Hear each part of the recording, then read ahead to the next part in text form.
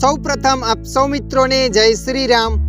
મિત્રો આજના આ વિડીયોમાં આપણે જાણીશું એક્સિસ બેંકનો ચેક કઈ રીતના ભરવો। હા મિત્રો, તમે પણ એક્સિસ બેંકનો ચેક ભરવા માંગો છો તો આ વિડીયો તમારા માટે। તો ચાલો આપણે વિડીયો પર આગળ વધીએ।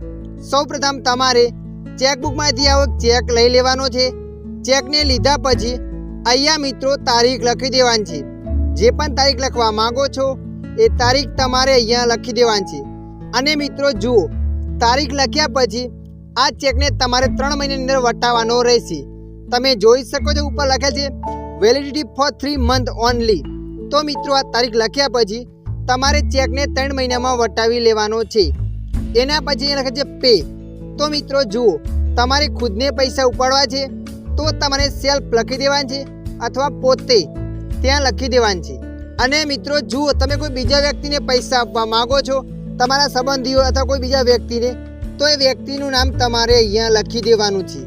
નામ લખ્યા પછી નીચે લખે છે રૂપીસ। તો મિત્રો જે પણ તમે પૈસા આપવા માંગો છો એ પૈસા તમારે અહીંયા શબ્દોમાં લખી દેવાના છે। દાખલા તરીકે અહીંયા હું લખી દઉં છું 20,000 રૂપિયા પૂરા, લખી નાખ્યા। એના પછી એક ખાનું બતાવશે। તો મિત્રો અહીંયા તમારે એ પૈસા અંકોમાં લખી દેવાના છે। તો અહીંયા હું 20,000 રૂપિયા અંકોમાં લખી દઉં છું।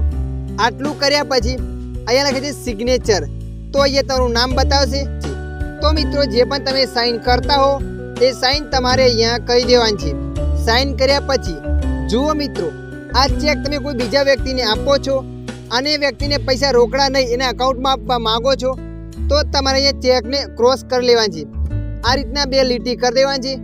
ભવિષ્યમાં તમારો ચેક ખોવાઈ જાય તો તમને કોઈ વાંધો ના આવે। જ્યારે કોઈ પણ વ્યક્તિ આ ચેકને લઈને જશે ત્યારે વ્યક્તિને પૈસા રોકડા નહીં મળે, એના ખાતાની અંદર મળશે। ત્યારબાદ મિત્રો તમે આ ચેકની મદદથી પૈસા ઉપાડી શકો છો અથવા કોઈ બીજા વ્યક્તિને આપી પણ શકો છો। આશા રાખું છું આ વિડીયો તમને પસંદ આવ્યો હશે। વિડીયોની અંદર થોડુંક પણ કંઈક જાણવા મળ્યું હોય તો વિડીયોને લાઈક કરી દેજો। અન્ય આવા માહિતીવાળા વિડીયો જોવા માટે અમારી ચેનલને સબસ્ક્રાઈબ કરી લેજો।